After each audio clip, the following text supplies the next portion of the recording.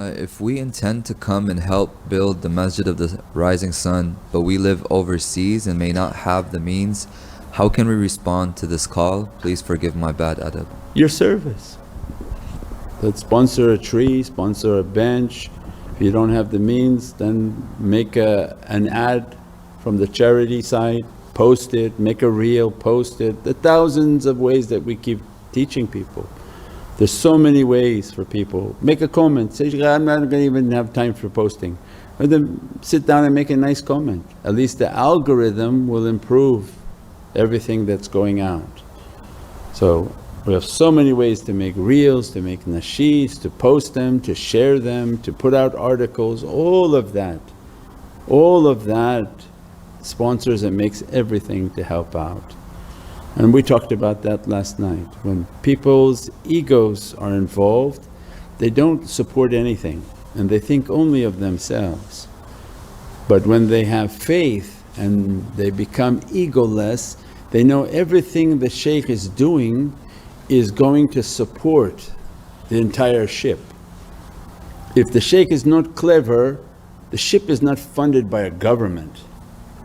So we went to Marrakesh on a special Sufi conference, and they got up and they were talking about the awliya of Morocco, that we have awliya who used to build with rabita, like zawiyas, that you would walk. The Islamic system is you would go travelling and there'd be little houses and little houses, and you would go from housing like 50 kilometers, 20 kilometers, and they were like holiday inns but run by different shaykhs.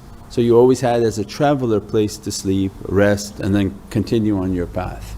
And throughout Marrakesh was this, we had awliya who did this, we had awliya who were participating in politics, we had awliya who were participating in schools, we had awliya who taught Qur'an, awliya who taught hadith. And the whole time sitting there we saying, well yeah, Naqshbandi has awliya who are all encompassed in all of that. When Allah give them to be a guide, they are businessmen, they are merchants, they are religious scholars, they are all of them in one.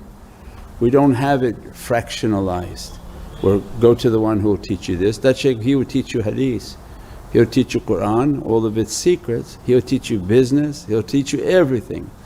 They're self-contained units.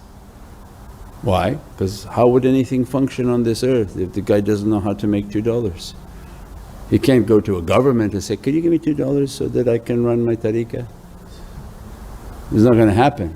So they have to be clever enough to understand how to make things happen, and when those things happen they pay for things.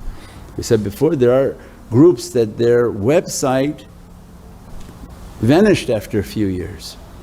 How do you vanish from a website for like $50? You didn't want to pay $50? Nobody stood up to say $50 and I'll cover the website, and the website went.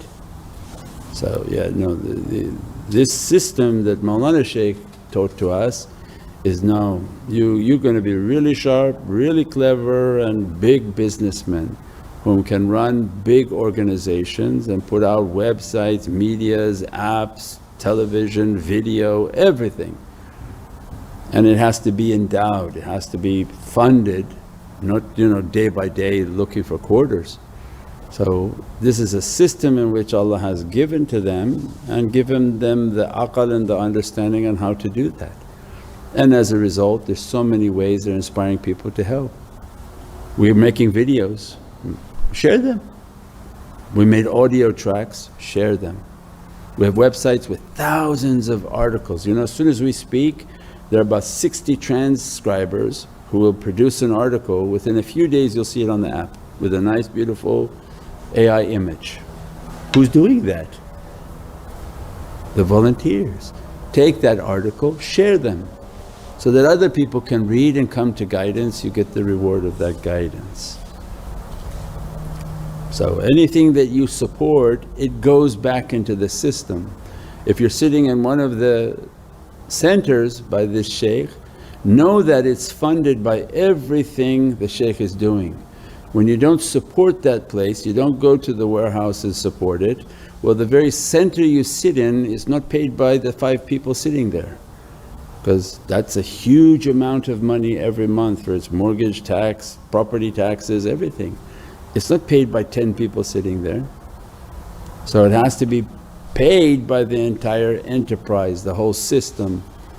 So they have to monetize things to pay for the bills, to keep the lights on, to pay property taxes, to do everything. So these are the trainings from a Naqshbandi tariqah. And if a politician comes, they know exactly how to speak to a politician with eloquence and politeness and good manners, good character. They're not from somewhere that they don't know how to talk to people, how to interact with people.